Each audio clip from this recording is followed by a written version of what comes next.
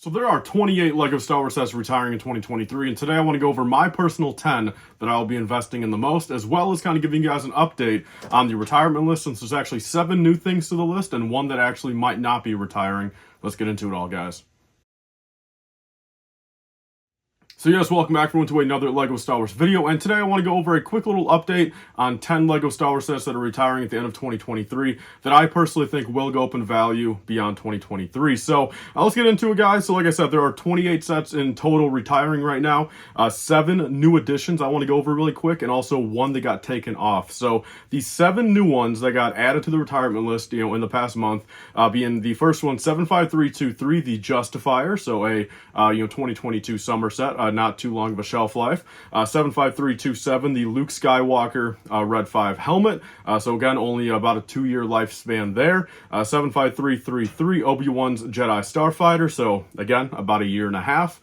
Then next up, we have 75334, Obi-Wan Kenobi vs. Darth Vader. Again, about a year and a half right there. 75335, BD1 from the same wave. 75336, Inquisitor Transport Scythe, also from that same wave. 75338, Ambush on Ferrix, as well, from the exact same wave. And then lastly, the next, or the last new addition to the retirement list right now, 75339, the Death Star Trash Compactor Diorama. So pretty much at that point, it's now officially all 3 of the dioramas. We're not going to only have two of them retiring. The third one is presumably going to retire. And as always, this list is subject to change. Like I said, it's already changed from last month to this month. But basically, I like doing these videos to first off give you guys my opinion, and second off to give you guys a kind of real-time update as to basically what to buy now.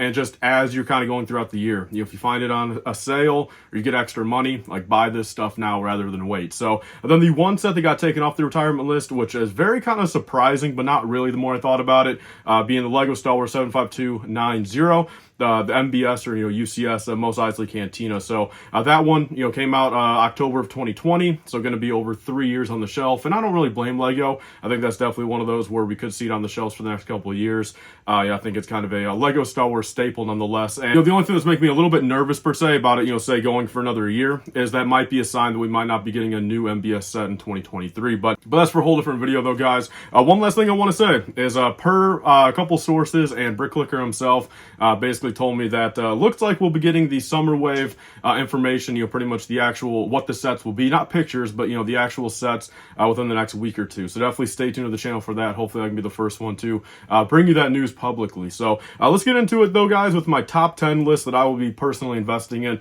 Again, it's not financial advice. This is just genuinely my list. If you guys trust me, if you guys think my opinion's valid, go ahead and listen to me. But if not, this is pretty much just what I'm going to be personally buying if I find them on deep sales and sit out for a couple years, and that I think have the most likelihood to go up in value. So starting off with number 10, guys, this is one that's like really just kind of strictly based off the fact if I find them on sale, being 75336, the Inquisitor Transport Scythe. 2 kind of things going for this. First off, I genuinely got to say, again, I love this set. I think a lot of people really, have grown to love this set. I think, a lot of people classify it as like a 9 out of 10, 10 out of 10 set, and I definitely agree with that. Sure, it's based off a show that not a lot of people like. Well, there's kind of 2 things going for it that I'm personally thinking of. Number one being, it might be from a show that not a lot of people like, so not a lot of people are buying it right now. It's kind of as is. Then say 5 years down the line, something happens. They're kind of like, oh, damn, I actually really do like this, ship. Let me go back and buy it. And the second thing being, I've personally not seen this set on sale at all, yet. It's been out for only about 6 months, 7 months or whatever, and I've not seen it anywhere on sale. At least in the USA, it's been only $100 and not even like $5 off yet. So if that does continue to be kind of the thing all throughout the year, barely any sales, maybe like 20% off max, where I might be able to come in there and get it for, say, 30% off, 40% off. I think that would be a nice little built-in profit right there already. Next up, we have 75309, the UCS Republic Gunship. I'm putting this so far up on the list, mainly for the fact that it's expensive. For me, I'm just going to tell the truth here. I'm probably only going to be able to afford one of those to actually sit on. I've got my built one, of course, and I've got one sealed right now. If a good deal comes up, if I, make a bunch more money this year or whatever, I might be able to buy another 2 or 3 of them. But at this point, it's looking like for myself, I'll only be able to get one of them to invest in. So I don't really think it's fair to really classify the fact of putting it higher than any of these other ones that I know for a fact I will be buying more of, quantity wise. So although it is a big investment, $350 I got it for before the price hike, I still think this set will go, pretty well. I think long term. Again, I think, this is one of those where it's going to be a long time, like if ever, 20, 30, 40, 50 years until we get another UCS Republic Gunship. And there's always going to be those prequel fans that love it. Next up, we have 75320, the Snowtrooper Battle Pack. Quite frankly, I think any Armoryable Battle Pack like this, that comes with, truthful Army Builder minifigures is a great, investing, piece. But what I will say against this, and the reason why it's so high up on my list is, it's only Snowtroopers. We all know LEGO's going to be giving us plenty more, means and possibilities of getting Snowtroopers over the next couple of years, where, aside for this being kind of a good deal as is, I feel like it's going to have a pretty short window to really be anything too crazy. Say it's $20 now. I see it being maybe a $30, $35 battle pack for a while until we get the next one, and maybe 5 years from now. So there's my thoughts on that, but if I get them for a good deal, of course, I think any battle pack is a great investment. Next up, we have 75333, Obi-Wan Kenobi's Jedi Starfighter. This one, again, kind of more of a personal bias here, prequel fan. I got a lot of faith that will go up in value. I think it pairs well with, Anakin's Jedi Starfighter, if we ever see one of those again. Of course, any other Clone Wars, Jedi Starfighters, on that same, model Starfighter, if we ever see any more of those, this will be a nice piece to that collection. And it's been a while, since the last one too. Like, it was literally 20 years at that point. So, maybe it'll be another 20 years. And, again, for personal bias, getting it for $20, $25 on sale. This is definitely one I'll be buying multiple of. Next up, these next three, all kind of a triple combo here. We have 75329, the Death Star Trench Run, 75339, the Death Star Trash Compactor Diorama, 75330, the Dagobah Jedi Training Diorama also. So all three of the diorama sets, I've definitely kind of 180'd my opinion on them. I know when the retirement list first came out, I kind of said to myself, look, I feel like not a lot of people like these now. Who's ever going to like them in the future? But what I will say, though, and again, a lot of you guys have kind of, changed my mind on it. And the more I've thought about it, I do agree with it. Say with these diorama sets right now, they're not the most liked. Say there's a lot of people that kind of think maybe they're overpriced, kind of ugly, bad price per piece. But what I will say for this, if they continue the diorama series, say for the next 5 or 10 years, all the new people that get into collecting them in the next, say 2 to 5 to 7 years, a lot of them will want to go back and be like, look, these are actually really cool. Let me go back and get those first couple ones before they were kind of cool. So, say they start making some really cool ones, prequel ones, ones with really cool minifigures, very good deals, very good price per piece, just everything like that. Say they make some really, really cool ones 5 years from now, and, they don't ever go back to remaking any of these. There's going to be those people that want to go back and, of course, pick these up. So I will not be buying these at full price, of course. I don't think that's a good deal, but I think, if I can get these even, say, 30% off, I definitely would not mind having 2 or 3 each of these in my investing portfolio just to kind of see where they go. Such as, some of the early helmets, the TIE Fighter pilot helmet, of course, that had the luxury of being a Target exclusive also, so that's definitely helped the price. But it'll be interesting to see, kind of where these helmets and these dioramas go once you start getting 5 years out. And, people want to go back and get these ones on the shelves now that are retiring. So there's those three. Next up, we have 75300, the Imperial TIE Fighter. This is one that I've definitely kind of taken a little bit of a turn on as well.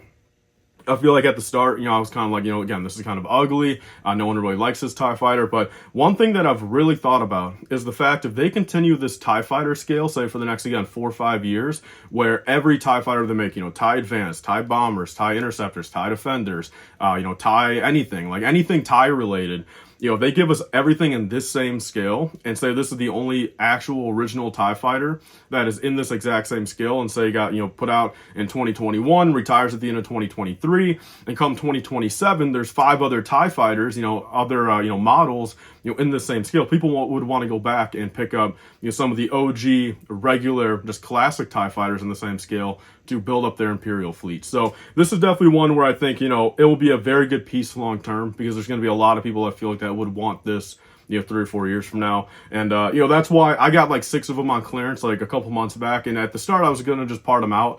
But the more I've thought about it, I'm fortunate I actually kept all 6 sealed because I'm just going to invest in those. I'm just going to sit on them. I'll put them on a shelf for the next 2-3 years and see where they go. So moving on to my second to last pick, this will probably be a pretty controversial one right here. We have 40539, the Ahsoka Tano brickhead. And yeah, I love brickheads. I love smaller sets. This literally just goes into a single box, 4x6x8 box. Ships first class, like for like 10 ounces within the US, about $4.50 shipping, so not too shabby, very easy to pack. With all that being said, I would not mind having, say, 20 of these brickheads, stacked up. And say even if she goes up to 25, say $10 profit per, they take literally about 2 minutes probably to pack up, 1 layer bubble wrap, throw it in a 4x6x8, and slap it out there for $5 shipping. So that's personally why I like this set so much. I've already started building up a little bit. I believe we got 4 or 5 of them right now, and I'll start kind of cherry picking them throughout the year also whenever I need to. So moving on to the number 1 though spot, I feel like this is pretty obvious. Not too much to really say about it. 75342, the Republic fighter tank. Short lifespan, about 1.5 years as is.